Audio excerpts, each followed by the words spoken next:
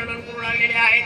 हनुमंतरायाचं उड्डाण द्रोणागिरी पर्वत येऊन देते, नंदीग्रामामधून दक्षिण दिशेने सुळंचळागिरी मार्ग धरून देते निघालेला आहे। परंतु सुळंचळागिरी पर्वत सगळ्या पद्म वानरासह भगवान प्रभू रामचंद्र अत्यंत दुःखित आहेत। या हनुमंतरायाचं वेळेवर जर नाही आगमन जर झालं, वेळेवर जर लक्ष्मणाला उपचार नाही जर झाला तर काय करावा, हनुमंतरायाला का उशीर होत असत असे प्रभू विचार पाडयाची कपिनंदना का लागले विलंब, न कळे काही झाले विघ्न, राक्षसी चळून मारिला। प्रभू रामचंद्र ब्रह्मांड नायक परमेश्वर परंतु माणसाचा अवतार घेतलाय, माणसासारखेच लक्षण दाखवायचे। आता हनुमंतराय काय येत नाही हे परमेश्वराला समजत नाही का, हनुमंतरायाचं आगमन कुठवर आलं हे समजत नाही का, सर्व प्रकारचं त्रिकाल भूत भविष्य वर्तमान याचं जनरल या परमेश्वरापासून सगळ्याला प्राप्त होते।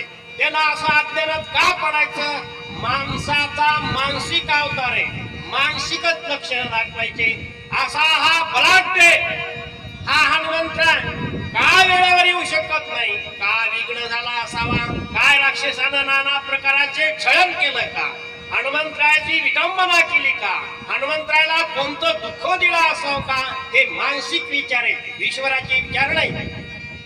हे सगळं पर्वताची चुकला, आणखी पर्वत राशी गेला, की जाता मार्गाची बुरला, हे रावला कपित्र। प्रभू रामचंद्र मनामध्ये विचार करू लागले, या लंकेतून हनुमंतरायानं उड्डाण करून आता लंकाई भारत देशाच्या बाहेर आणि ते द्रोणागिरी पर्वत आहे बाहेर देशात, भारताच्या बाहेर आहे, उत्तर भारतात आणि इकडे दक्षिण भारताच्या बाहेर लंका, एवढा रण हनुमंतरायाला जाण्या येण्याचा। परंतु हनुमंतरायाचं पर्वतावर आगमन झालं की नाही का, पर्वत चुकले दुसऱ्या पर्वतावर गेले असे प्रभू विचार करू लागले। नीट देती गेला पर्वतही टाकेला, औषधी नोळकेची वैला, की डोळा लागला पर्वतिया। हनुमंतरायाचं उड्डाण या लंकेतून गेल्याच्या नंतर उड्डाण चुकणार नाही, या जागेवर उड्डाण गेल्याच्या नंतर बरोबर द्रोणागिरी पर्वतावरच उड्डाण जाणार अशी हनुमंतरायाकडे ते इंजिनिअरिंग कला आहे। उड्डाण हुकणार नाही, बरोबर जिथं आपलं कार्य ओके होणार आहे तिथंच हनुमंतरायाचं उड्डाण स्थिर होणार आहे, बाजूला उड्डाण जाणार नाही। राक्षसी कोणी निमले तेत, ती माया केली बहुत, गोवणी पाडला हनुमंत, कपिनाथ इटमिला। हनुमंतराय महान भक्त, हनुमंतराय आज्ञाधारक, नामधारक, सेवाधारक, सेवेमध्ये उणेपणा येऊ देणार नाही। न जाणं या राक्षसानं मध्यभागी गाठून काही माया रचली असाव का, मायेमध्ये हनुमंतरायाला गुंतवलं का, काय प्रसंग झाला असावा। कोण राक्षसाची ना कळे सर्वता मायेसिया, तिंतून माया राक्षसी निज कार्याची लादेल। आता ही नाना प्रकारची माया आजही जगामध्ये माया चलविते, माया म्हणजे छावछू, माया म्हणजे लटका व्यवहार। परंतु ब्रह्मांड नायक परमेश्वराचा महान भगवत भक्त हनुमंतराय याच्या पायाला सगळ्या माया शरण येतात। असा बलाढ्यवीर हनुमंतराय, हनुमंतरायासमोर कोणतीच माया टिकणार नाही असा प्रभू येते, कधी संकल्पावर तर कधी विकल्पावर, निर्विकल्प अंतःकरणामध्ये उत्पन्न होईना गेला अशी अवस्था प्रभूची होऊ लागली। औषधी ते राखत गंधर्वाची तेत, ती देखील कपिनाथ औषधी घेत पर्वतिया। प्रभू रामचंद्राच्या मनामध्ये दुसरा संकल्प उत्पन्न झाला, हनुमंतरायाचं उड्डाण द्रोणागिरी पर्वतावर गेले। द्रोणागिरी पर्वतावर येथे सर्व प्रकारच्या दिव्य औषधीचा शोध पुराय सुरू आरंभ झाला।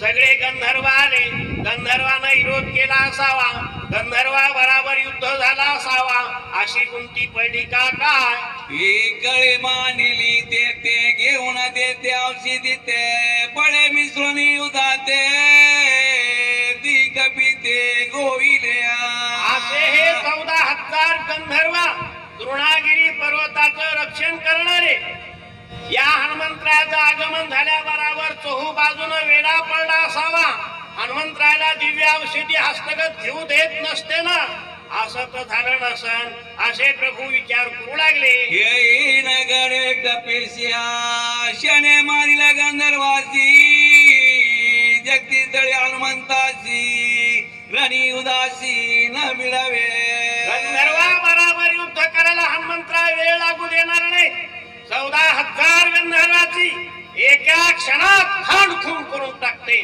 परंतु त्या द्रोणागिरी पर्वताचं कार्य एकदम देते बरोबर करणार म्हणजे करणार असे प्रभु विचार करू लागले. सहस्र बन करा सहस्र किंकरा मारिला क्या कुमार आदटवीर हनुमंत विश्वास हर एक व्यक्तीचा विश्वास अंतकरणामध्ये का पक्का होतो त्याला मागलचे पुरावे पक्के असते म्हणून त्या व्यक्तीचा अंतकरणामध्ये विश्वास पक्का आहे हनुमंतरायानं सीतेच्या शुद्धीला ज्यावेळेस पाठविलं त्यावेळेस येथे लंकेमध्ये 14,000 येते बनकर मारले 80,000 किंकर मारले जम्बूमाळी मारला आखड्या नावाचा मुलगा भलताच चमत्कार दाखवू लागला पूर्वेला रथ दिसू लागला दक्षिणेला घोडे दिसू लागले पश्चिमेला बाण येऊ लागले उत्तरेला आवाज निघू लागला असा भलताच चपळपणा चापटपणा मिळत लागू द्या ना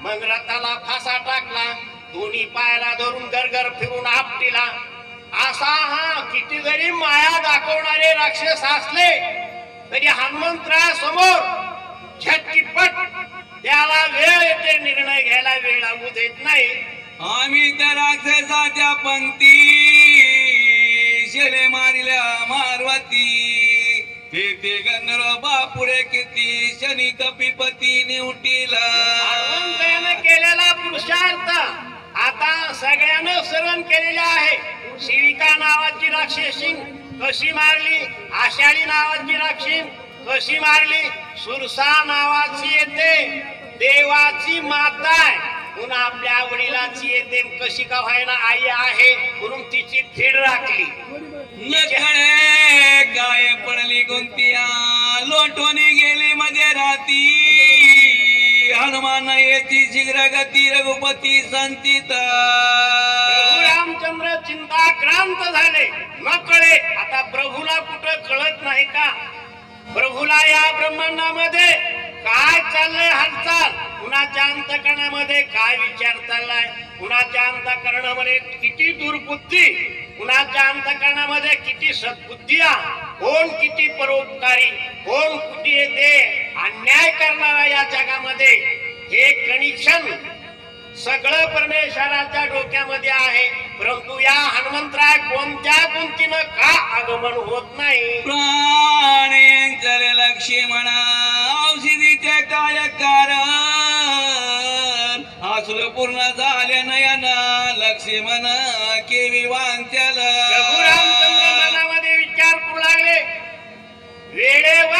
वेळेला समय सूचकपणा वेळेवर जर येते दिव्य औषधी जर नाही आल्या लक्ष्मणाचा प्राण जर कासाहीच होऊ लागला आणि ते नंतर जर औषधी आल्या तर काय करायच्या असे प्रभू विचार लक्ष्मणा काय केले रणी उदाते सानिले शक्ती वेदे जैन केले मज मोकलिले संग्रामा प्रभू रामचंद्रानं मोठ्यानं हाक मारून लक्ष्मणाच्या नावानं येते मोठ्यानं बोलले हा लक्ष्मणा हे काय केलं एवढा माझ्या जीवाचा जीवलग जीवाचा जिव्हाळा लक्ष्मणा आज शक्ती वेदामुळं माझ्याकडे पाहत नाही माझ्याकडे काही बोली बोलत नाही अशी तुझी अवस्था झालेली आहे करोनी अद्भुत पुरुषार्थ वांचा विलास शरणांगत शक्ती केली प्रत्यात शरणांगत तुझालिया प्रभू रामचंद्र लक्ष्मणाला करणारे लक्ष्मणा अद्भुत पुरुषार्थ म्हणजे मागून कुणाला करता आला नाही आणि पुढे कुणाला ते कार्य जमणार नाही एवढा पुरुषार्थ तू लक्ष्मणा येथे केला. विभीषणालाही वाचवलं आणि ब्रह्मशक्ती शरण आली त्या शक्तीलाही वाचवलं. स्वतःचा प्राण दोघांच्या उपकारासाठी अर्पण केला परंतु उपकारामध्ये उणेपणा येऊ दिला नाही. शरणागता शरणा साच एक लक्ष्मण प्रिय दाविले साच करुणा शक्ती जेलोनी निजर दया. जगामध्ये खूप उपकार करणारा व्यक्ती परंतु स्वतःचा पाया ढासाळा नाही पाहिजे.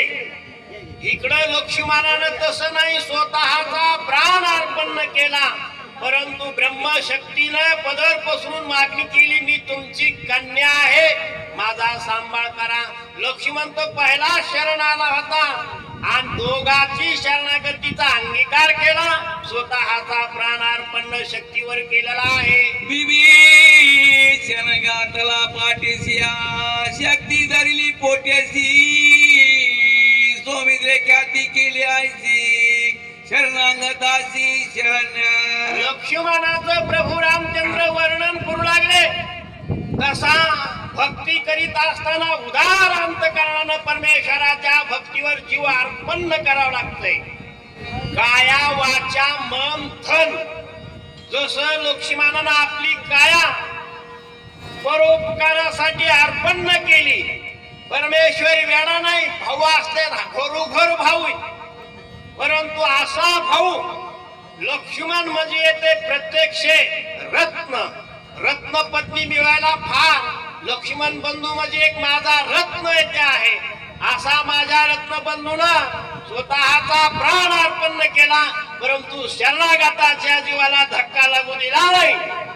येरा येरा जगाता वैलिया येरा येरे प्रवर्तलिया येरा येराच्या भय व्याली दोन्ही आली तुझ शरण.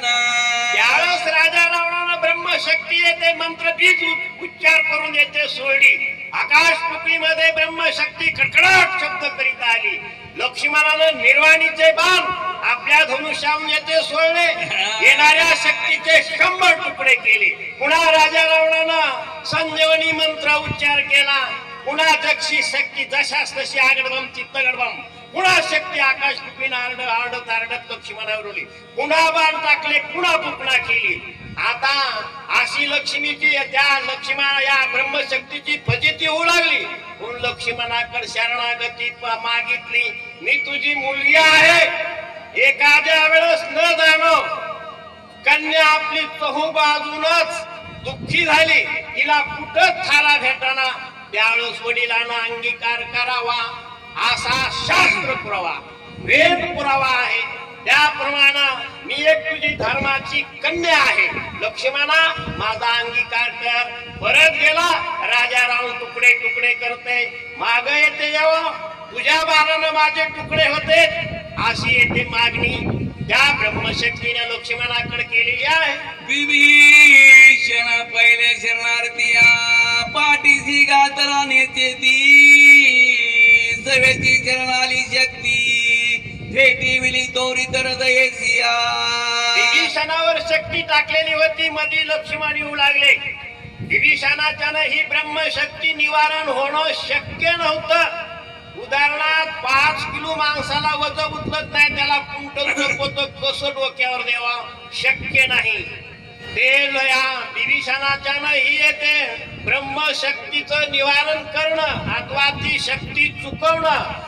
त्या शक्तीला महागारी फिरविण्याचे अस्त्र विभीषणाकडे नव्हते. विभीषण शक्ती समोर कमकोच पडू लागला.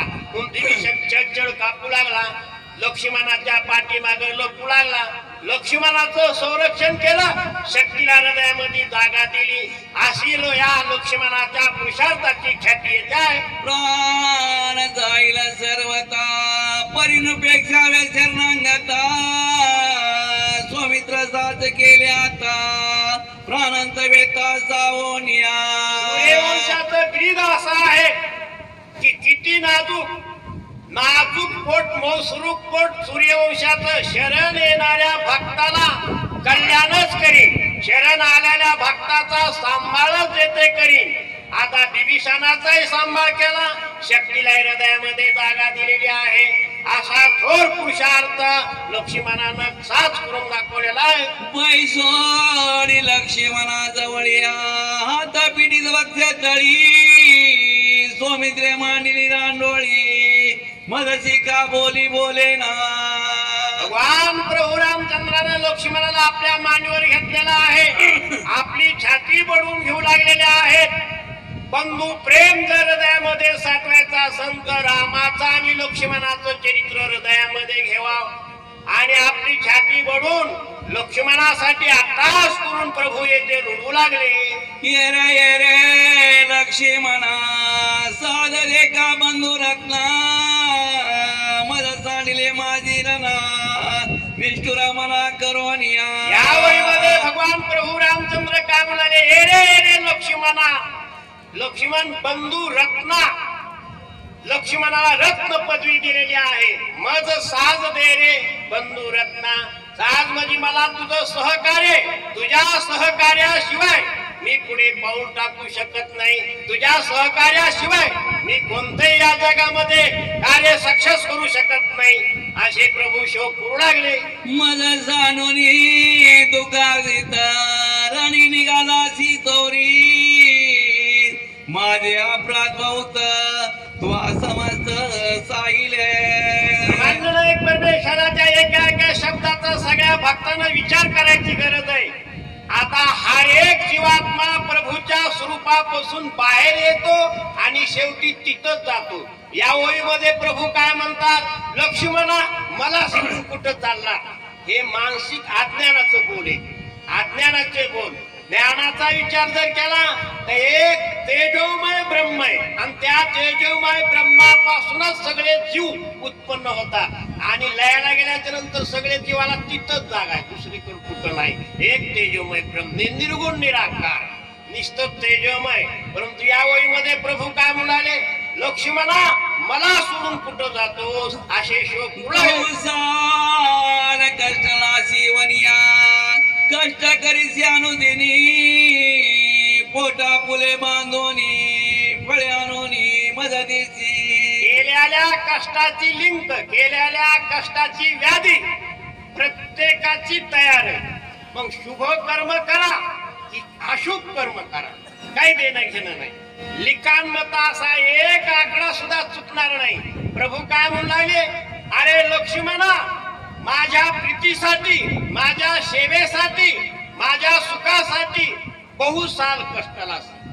आता उदाहरणार्थ 14 वर्षाचा वनवास आहे, परंतु 14चा आकडा दिला नाही. बहु साल कष्टाला असेल. प्रत्येक परमेश्वरानं अवतार घेताना शेषानं अवतार घेतला म्हणून ते शब्द आलाय बहु साल कष्टाला असेल. बहु साल म्हणजे मोजमाप नाही. जितके अवतार घेतले तितके शेषानं अवतार घेतलेले ते आहेत. म्हणून बहुसाल माझ्यासाठी कष्ट घेतले. शरण शाळन करेसी नित्या चरण तुरीसी रात्र लिजन लगानु मात्र सावतीत राम भजनी.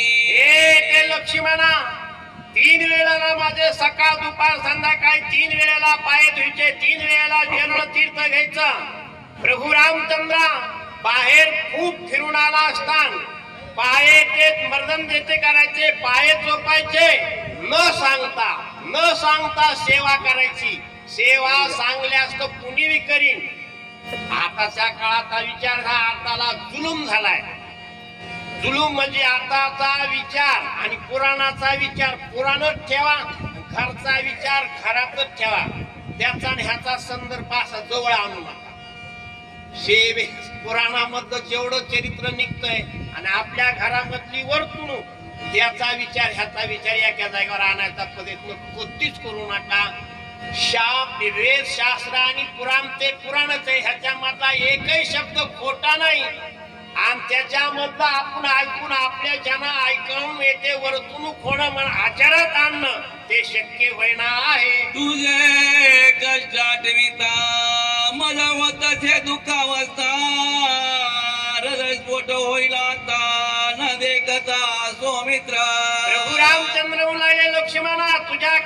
वडिलांची जर आठवण जर केली तर हृदयपोट म्हणजे अटॅक येईल.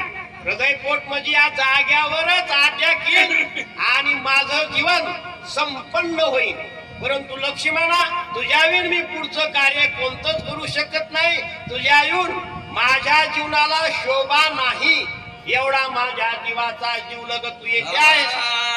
म्हणून निघाली लोटांगणिया सवेदी सावध झाला म्हणी मी ब्राह्मण काय म्हणून कंदना लागून ओटीला. प्रभू रामचंद्रानं लोटांगण घातले, गडवाला लोळले. पुन्हा प्रभू रामचंद्र आतापर्यंत मानसिक स्वरूपावर बोलले. आता येते नरलीला. आतापर्यंत नरलीला वर्णन दाखवले, आता नारायण लीला. मी काय म्हणून रडावा? रडक्या कुळामध्ये मी जन्माला आलो का? सूर्यनारायणाच्या कुळामध्ये जन्मलेलो आहे. कुंकड बघून जर रडलं तर ते सूर्य म्हणून रडकी संतती माझ्या वंशामध्ये. मी रडणारा नाही, एकाचा शोध घेईन असे प्रभू बोलू लागले. हरी विठ्ठल श्री ज्ञानदेव तुकाराम. चला वाचण्याकरता सुभाष महाराज मोठे पिंपळगाव, सांगण्याकरता अशोक बाप्पा शिंदे शेलू. चला चला पटकन उठा.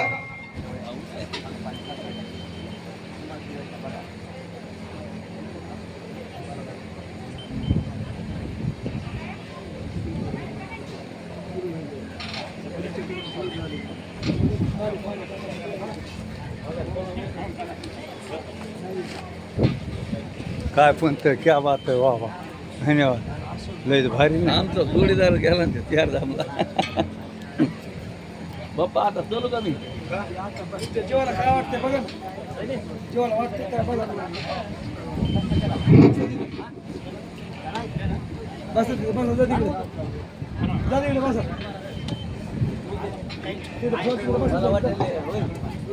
जाऊन येतो जेव्हा. जागा तिथं बसा. जेवढी कुठे काय तिथं नाव काय.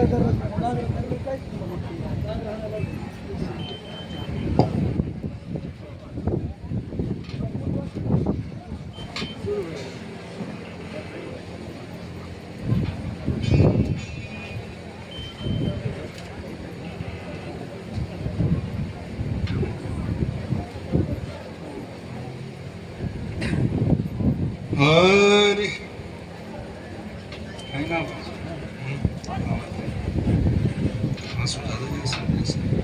देवाला लग्न कमी केलेलं असतं.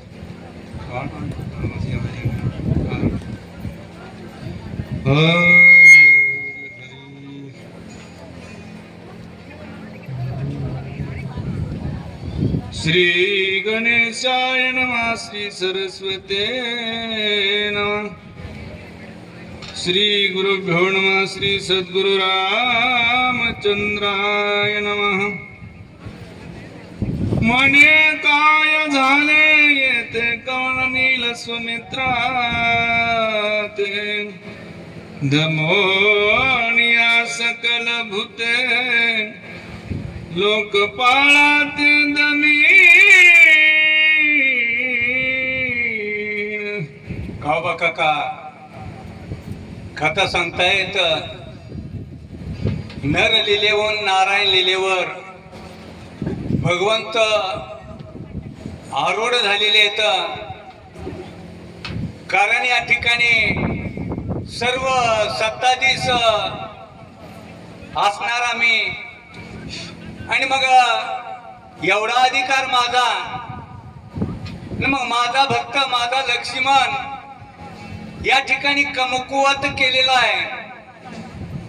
मग या देवांना देव पण देणारा, देवांना अधिकार देणारा आणि माझ्याच बरोबर हे बंड करणारे, विरोध करणारे देव, मी या सर्व देवांना शिक्षा लावील आणि माझा हा लक्ष्मण असणारा सावध करील. रामप्रभू बोलू लागले. पृथ्वीने दमेली धरित्री दुहिल्या औषधी समाग्री मी त्याहून दमीन मानाग्री सोमिती शरीरी वटी जवळ या निमित्तानं गाबा काका आपल्याला सांगतात खरं या ठिकाणी रामप्रभूला याची गरज नाही, पण आपल्या या शरीराची उत्पत्ती, जीवाची उत्पत्ती आणि याच्यावर असणारे पंचमहाभूताचं काय कार्य, देवाचं काय कार्य, या इंद्रियावर कोण्या कोण्या देवताची सत्ता आहे, या निमित्तानं गाबा काकांनी हे निरूपण मांडलेलं आहे. रामप्रभू म्हणतात खरं वास्तविक पंचमहाभूतामध्ये आकाश हे भूत प्रथम आहे आणि या आकाश भूताच्या आश्रित बाकीचे 4 भूत आहेत. पण रामप्रभू म्हणतात या ठिकाणी हे पृथ्वी भूत आहे. पृथ्वी भूताच्या ठिकाणी अंतःकरणामध्ये अहंकार आहे.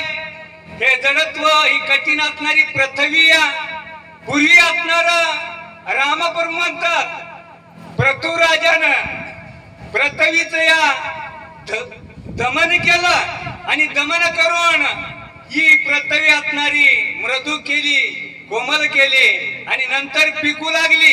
सुजलाम सुफलाम ही पृथ्वी त्यापासून झाली.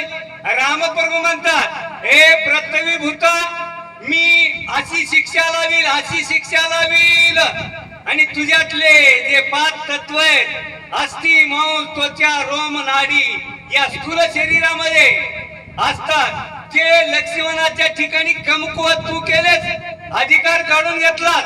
मी शिक्षा लावील आणि या तत्वाची पूर्तता करून घेईल रामप्रभू बोलू लागले.